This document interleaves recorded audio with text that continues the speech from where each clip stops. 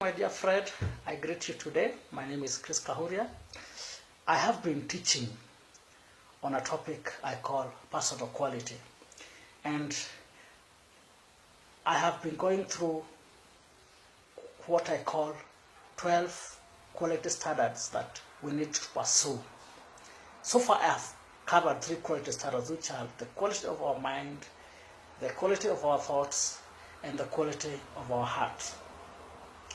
Today I'll be talking about quality standard number 4, which is the quality of our hearts. And this is what we call skill. Skill is the quality of your hearts. Your skill determines your positioning. And the Bible very clearly says that a man who is skilled in his work will serve before kings and not before obscure men. Skill is a quality of distinction and differentiation. We could simply say that skill means the abilities that are different, are distinct, and are elevated. Skill separates men from the boys. Everyone is looking for that craftsman, for that technical person with a touch of excellence. Even those people who are known to be mediocre will always refuse to pay for external mediocrity. They will keep looking for that person who has distinguished themselves in their work. Skill is an avenue for elevation, and it acts as a platform on which you work out your dreams. Take heed that your dreams do not become elusive because of your scanty skills. On the same note, always learn that in most cases, your dreams are valid. But what you need to do is to build the right skills that are in line with that dream. We will be disqualified from our own dreams if we lack the right skills. We are also likely to pull out from the path of pursuing our own dreams if we do not put first things first, and that is building the right skills. Jim Rohn says, you must either modify your dreams or magnify your skills. Always think about acquiring the skills that match your dreams, or you may be required to downsize your dreams. How do we enhance skills? I want to go through 4 E's of enhancing our skills, which are 1, education, 2, example, 3, experience, and 4, energy.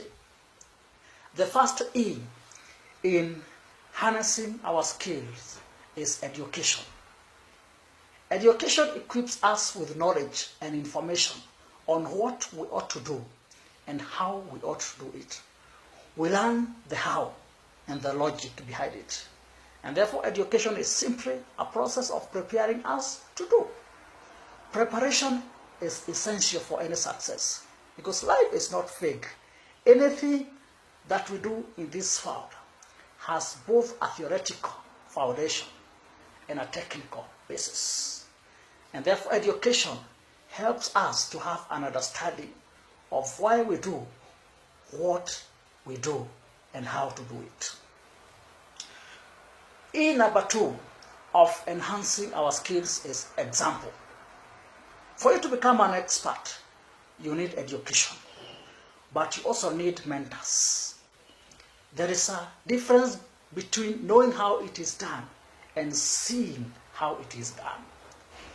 Before the coming of formal education, skills, especially technical skills and artisan skills, used to be imparted through a process that was known as apprenticeship, which simply involved 3 things. 1, observing a skilled person do the thing. 2, attempting to do what they do and learning by making and correcting your own mistakes. And number 3, repeating the process and allowing the expert to make you more like him. Today's form of apprenticeship is known as mentorship. Many educated people will take all their time in life to produce excellence and to become experts because they underrate the value of expert advice. Mentorship is simply the process of being made an expert by an expert in the shortest possible time.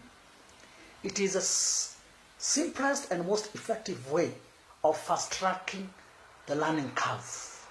It eliminates unnecessary wastage of time, effort, energy, and resources that would have been spent on errors and omissions. E number 3 on enhancing skill is experience. Skills get better through practice, and it is important to identify a purpose in life, what is also known as a definite chief aim, and work on it daily until you become an expert.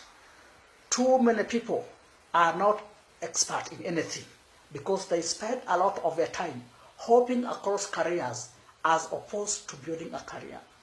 They get lost in generality and eventually retire with so much knowledge but little skill. And number 4 on enhancing skill is energy. Energy here signifies our mental and physical commitment to what we do. Are you mentally and physically engaged on what you do? Or have you become a prisoner of routine? That is a very important question to ask ourselves, because many people have become prisoners of routine. Is there an inner drive in you towards improvement and excellence, or are you disengaged and enduring that boring routine of what you call your job? Those are the 4 E's of enhancing enhancing skill, and I repeat them again: education, example, experience, and energy. If you pursue those, you will become skilled in what you do, and the quality of your work will definitely improve. Thank you very much for listening to me today. I am so happy for the opportunity to share this with you. And my next lesson is on quality standard number 5, which is raising the quality of what is in your hands, or the quality of your product or service. Thank you very much, and God bless you.